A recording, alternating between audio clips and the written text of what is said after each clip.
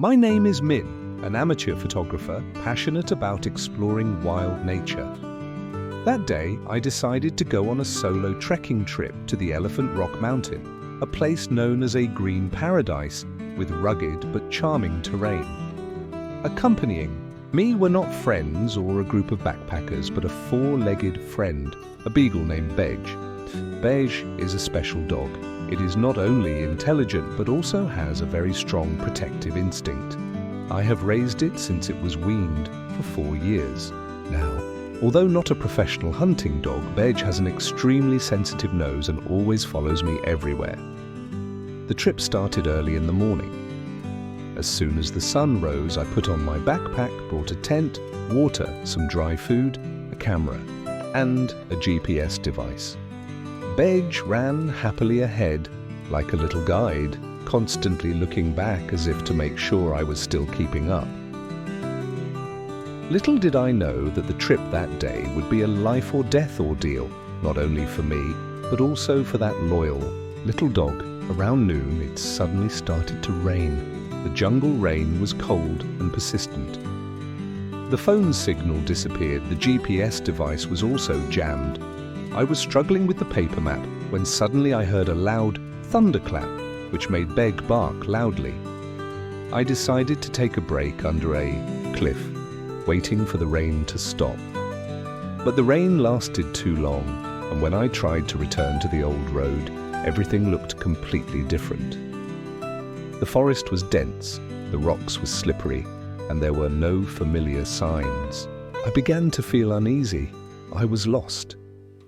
Bege seemed to sense my anxiety. He stopped jumping around and stuck close, sniffing the ground, sniffing for the way. But the rain had erased all traces. Me and him just kept going around in circles in the deep jungle without finding a way out.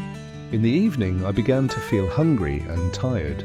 I tried to climb up a high mound to see what I could see from above, but the slippery ground made me slip. The fall sent me tumbling nearly 3 meters to the rocky shore below. There was a dry crack sound. I felt my legs unable to move anymore. In pain. I struggled to sit up, but passed out from shock. When I opened my eyes, it was completely dark. The moon hung in the sky, illuminating Bege's worried face as he licked my face. He groaned softly, his round, sad eyes staring at me without taking his eyes off me. I tried to find my phone, but the screen only showed red battery and then went dark.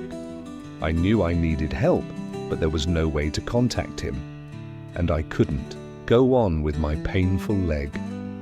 I used all my remaining strength to whisper to Bege, "Find someone. Come home. Help me." It seemed like he understood. Bege growled, looked around and started to run away. But a few minutes later he came back. As if he couldn't bear to leave me there alone, I patted his head. "Go, I'm fine. I trust you." "Finally," Bege hissed and ran into the darkness.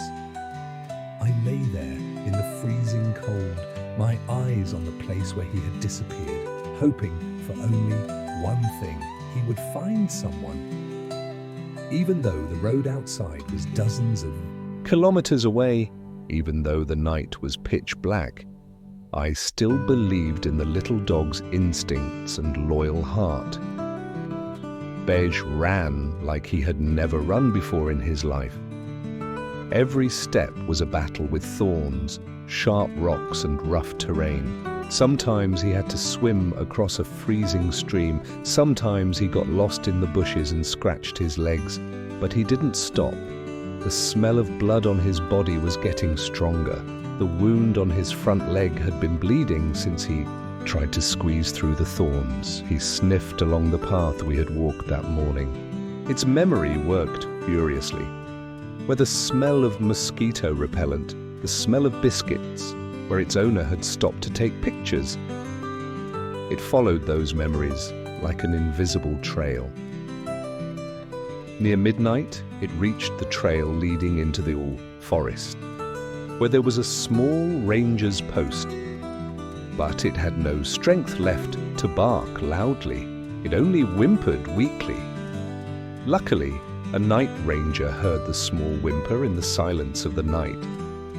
When the man stepped out, he was surprised to see a soaked dog dragging its legs toward